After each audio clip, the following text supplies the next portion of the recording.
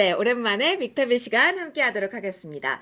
오늘은 퀀트 투자자 그리고 파이어족의 대명사로 유명하신 분, 그런데 최근에는 코인 투자자로 명성을 쌓고 계신 분과 함께 하도록 하겠습니다. 강광국 작가 모셨습니다. 작가님 어서 오십시오. 안녕하십니까. 반갑습니다. 반갑습니다. 오랜만에 오신 것 같아요. 한 석 달 만에 왔네요, 그럼? 지금? 맞아요. 네. 석 달 딱 됐어요. 그때 그래서 1월에 한 해 어떻게 보시는지 질문을 드렸는데 그때 워낙 코인 강조를 많이 해주셔서 네. 코인 이야기로 먼저 시작을 해보고자 합니다. 작가님, 네. 비트코인 네. 얼마 됐죠? 1억! 예! 예! 아, 죽인다. 1억! 야. 그때 아, 작가님 죽인다. 어떡하죠? 막 했는데 얼마? 1억! 예! 아, 그럼 제가 1월 말에 왔으면 그때 ETF 후에 좀 하락 중이었나요? 뭐 대충 맞아요, 그렇게? 맞아요. 네네. 그리고 그때 저희가 예, 그때 5천이었어. 예! 아, 저희의 죽인다. 네. 최종병기 이야기를 해주셨어요, 작가님. 아, 네, 예. 예. 그분 어떻게 되셨는지 가장 궁금하실 것 같아서. 왜냐면 비트코인이 1억이거든. 그러면 그분은? 흑자 전환했어요. 어? 돈을 번다고. 어? 돈을 번다고요. 그럼 어떻게 생각해야 돼요, 지금? 네, 그래서 지금 예, 이제 예, 예. 제가 마법이 풀렸어요? 다른 사나이를 찾고 있습니다. 뭐 여자도 괜찮고요. 네, 네. 그러니까 지금 원균 선생님 말씀하시는 거잖아요. 이제 맞아요, 그러니까 이제 선생님. 그 원균 선생님은 이제 2020년에는 또 딱 인버스 사가 주식으로 깨지고 21년 고점에 정확히 코인에 들어가신 다음에 그 22년 동안 8, 90% 깨진 그걸 이제 다 전부하신 이제 소위 마이너스의 손이셨는데 그 마이너스의 손도 정말 전버를 해가지고 플러스로 돌아갔거든요. 그리고 얘가 아무래도 이제 투자 경력이 4년이 됐으니까 확실히 좀 진보한 것 같더라고요. 이제 그래서 너 필요 없어. 네. 원균 선생님 이제 필요 없고요. 두 번째 원균을 지금 찾고 있습니다. 혹시 여기 띄워주세요. 관심 있으시면은 댓글 남겨주세요. 그게 난데 난 뭘 해도 다 안 됩니다 하시는 분들 댓글 남겨주시면은 제가 좀 김두공지. 연락드릴게요. 네, 네, 예, 저희 머니투데이 방송으로 연락을 주시면 그렇습니다. 여기 댓글 작가님께 다시면 됩니다. 네.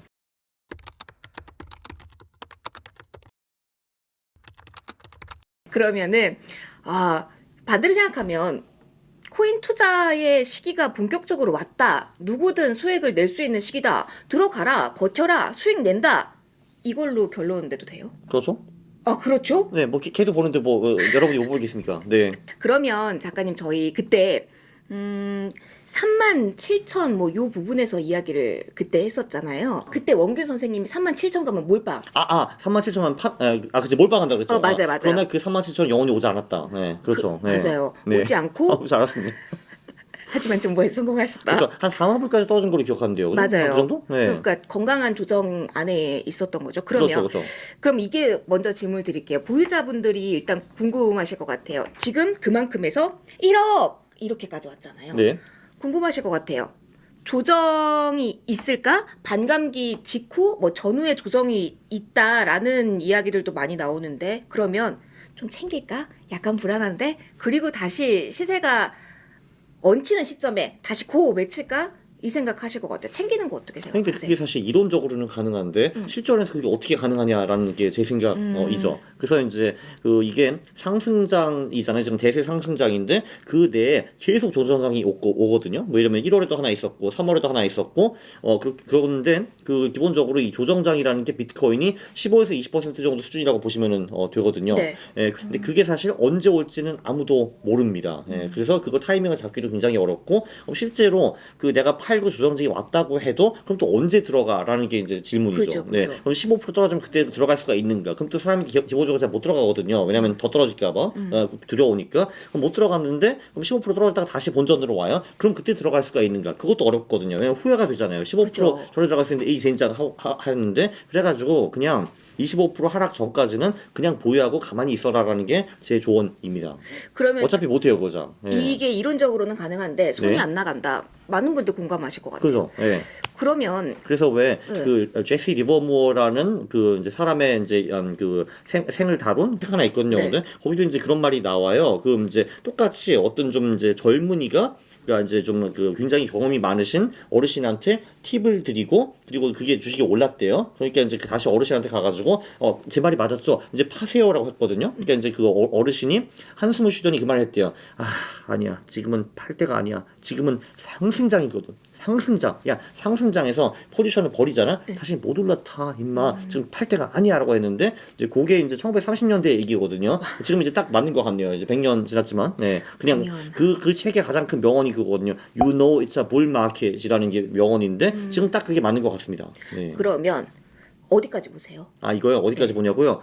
또 여기도 또 이제 고전으로 또 가면은 이제 아이석 뉴턴 선생님이 계시는데 아, 뉴턴 선생님. 네, 뉴턴 선생님이 네. 뭐라고 하셨냐면은 나는 천체의 움직임을 계산할 수 있지만 인간의 광기는 계산할 수 없다라는 명언을 남기셨어요. 근데 왜 그 명언을 남기셨나? 본인도 주시장에서 개털렸거든요. 본인은 이제 사과를 보면서 만물의 법칙은 다 이해를 했지만 근데 주시장을 이해를 못하셨어요. 그래서 왜냐면 사람의 개털렸거든요. 심리가 이해하기 힘드니까. 그렇죠. 근데 저 같은 사람은 심지어 천체 움직임까지도 계산을 못하는 바보거든요. 근데 그래서 제가 어떻게 하겠습니까? 하지만 과거 패턴도 미뤄 봐서는 2억까지 가는 거 노멀이라고 저는 보고요. 2억까지 가는 건 정상적이라고 이제 흐름을 보는데, 근데 이제 이번 같은 경우는 그 이제 인간의 광기가 당연히 들어갈 수가 있고, 이제 플러스 그 현물 ETF 때문에 기관이나 부자 자금들이 엄청나게 흘러 들어올 수가 있다. 그래서 일시적으로 큰 광기와 버블이 생긴 후에 80, 90% 하락하는 그런 시나리오가 가능하다고 저는 생각을 합니다.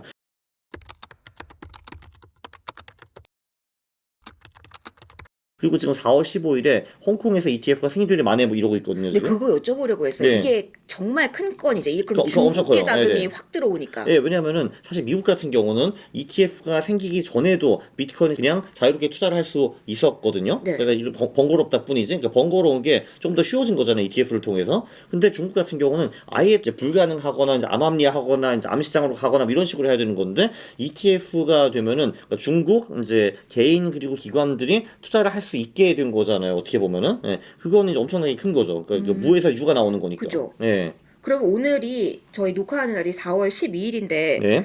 기사 보니까 홍콩 ETF 4월 15일 날 이제 접수를 하고 승인되는 게 이달 아니라고 들었거든요. 네, 저도 이제 그 중국에 있는 애들이 이제 물어보면서 이제 하는데 네. 지금 이제 되는 분위기인 것 같고요. 4월 15일에 그 승인을 하면은 한 열흘 후에 상장이 된다라고 저는 네. 들었어요. 네, 그러면 지금 1억 전후잖아요. 네, 목표가 2억 플러스 알파잖아요. 네. 그럼 지금 전재산 고 이게 그러니까 굉장히 좀 이제 흥미로운 게 이제 저 말고도 그 코인 쪽에서 좀 유명하신 분들이 계시잖아요. 이제 거기 있는 한 직원분이 네. 이제 15년 정도 삼성전자를 다니시다가 나오셔가지고 퇴직금을 그 돈 플러스 떨려.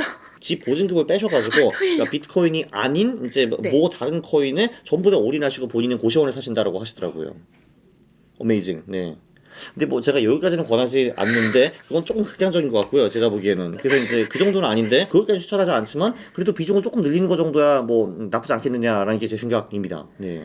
그냥 비중을 늘리는 게 아니라 약간의 도전 정신을 가미해도 아니, 그래도 고시원은 좀 이제 빡세잖아요, 그게. 그런 건 빡세지만 옆에 소리가 들리고. 그렇죠. 네, 네. 근데 만약에 퇴직금만 올인이었다 하면 퇴직금만 올인. 그것도 좀 헤비한 게 아닌가? 물론 이제 이분이 퇴직금 말고 어느 정도 다른 자산인지 다른 자산이 없겠지. 그러니까 이제 그죠, 그죠. 네. 하지만 네.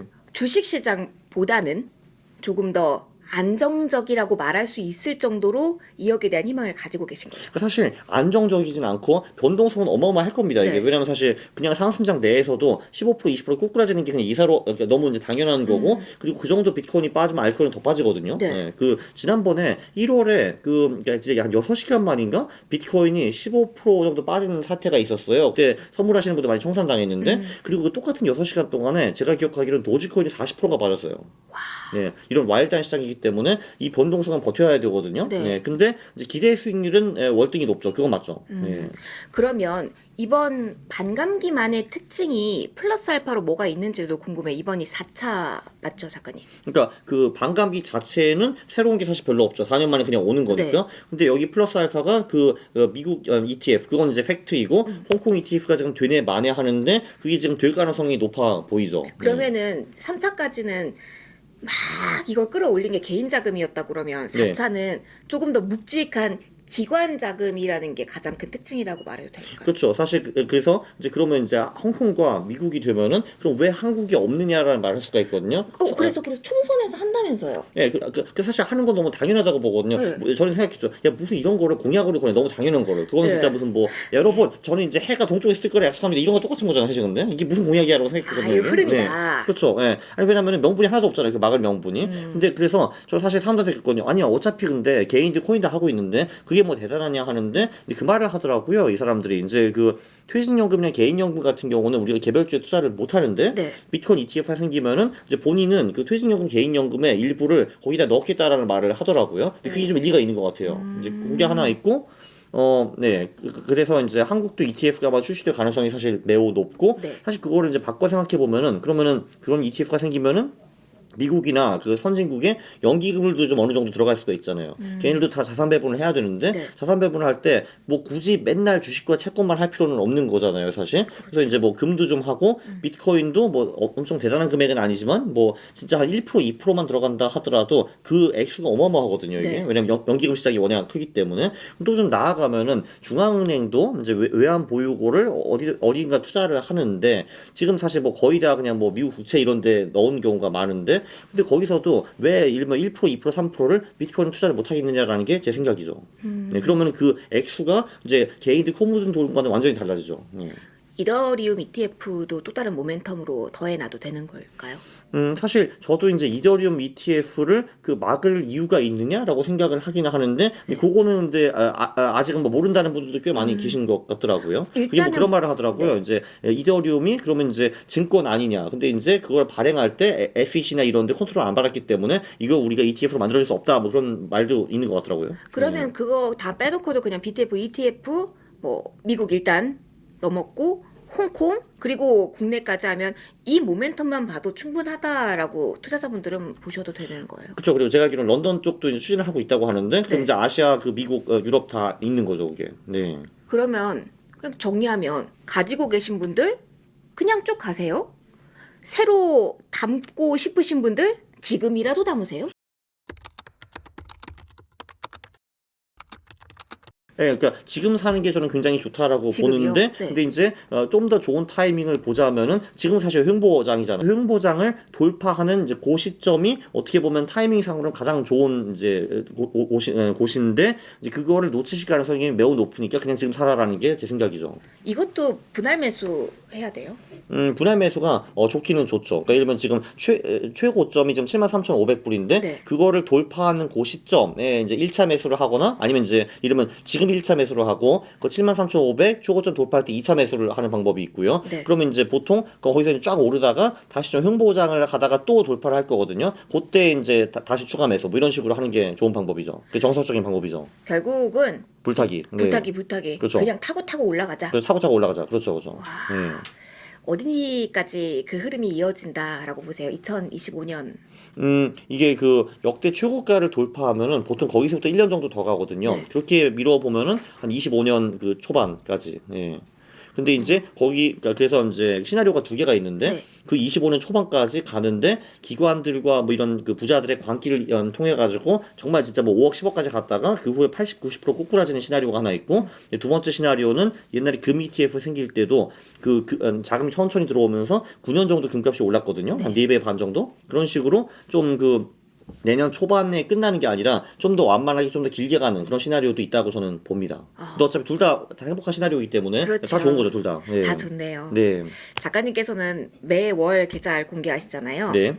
뭐 비트코인도 공개를 지난달 하셨고요. 네, 계속 하고 있어요. 계속 할 겁니다. 계속 네. 할 거예요. 예. 그러면 비중 자체를 불타기 더 하실 건지 또 궁금해요. 그러니까 지금 사실 이제 더 이상 불타기할 돈이 없어요, 그쪽에. 있다. 이제 제가 요즘엔 주식에 관심이 하나도 없거든요. 사실 비중은 여기 있으신 거죠? 주식 비중 있죠. 지금 아직 4월이니까. 네. 네. 근데 그래서 사실 오늘 여기 오는 그 도중에 코스피 차트를 봤어요. 지금 우리가 어디 있는가? 네. 전혀 몰랐거든요, 오늘. 그래서 그렇군 했는데 왜냐면 특히 관심이 없는 게 저 어차피 다음 주에 다 팔 거거든요. 어차피 다음 주에 다 날려버리고 6개월 후에 다시 주식을 하긴 할 건데 네. 그 전에 6개월 동안에는 일단 빅섬에서 코인을 좀 하다가 다시 들어갈 겁니다. 저희 계절성 이야기 잠시 후 더 해볼 거고요. 예. 그 전에 그러면 다 파셨다.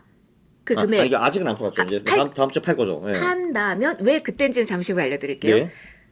그거 다 코인으로 갑니까? 그렇죠. 그걸 코인으로 6개월 동안 하다가 다시 이제 주식으로 좀 컴백할 겁니다. 그래서 사실 이게 저는 너무 극단적으로 집까지 팔면서 고시원 살면서 코인 하는 건 좀 이제 저는 좀 너무 이제 좀 여러분, 리스키하다고 안 돼요. 봐요. 네. 안 돼요. 그러니까 나중에 1년 후에 보면은 그게 그 천재적인 선택이었다라고 결론이 나올 수도 있는데 이게 여러분 그 세상에는요 블랙 스원이라는 것이 존재합니다. 이제 그게 뭐냐면은 사실 우리가 그 IMF 전에 IMF를 이겨낸 사람도 아무도 없었고요. 금융위기 전에 금융위기 이겨낸 사람도 아무도 없었고 코로나 전에도 코로나 이겨낸 사람이 아무도 없었고요. 러우 전쟁 전에서도 러우 전쟁을 이겨낸 사람이 아무도 없었는데 나중에 진짜 24년 중후반에 뜬금없이 뭐가 이상하게 터질 수가 있어요. 그게. 근데 그게 뭔지 몰라요 나도 근데. 예. 근데 터질 가능성은 언제나 늘 존재하거든요. 그러면 비트코인은 다 쫙 파질 수가 있습니다. 근데 그때 내가 고시원을 살고 있으면 짜증나잖아요 이게. 그렇죠. 예. 그렇죠. 네. 슬프죠. 슬픕니다. 짜증이자. 근데 그게 무엇이냐 하면은 저도 알려드릴 수 없어요. 그게 블랙스원이니까. 왜냐면 예측이 불가능한데 근데 예측 불가능한 사건이 터지는 거는 언제든지 가능합니다. 맞아요. 그래서 몰빵은 금물. 금물. 예, 여러분 금물. 메모 금 몰빵 노노. 하지만 여유 자금을 통해서 투자하는 것은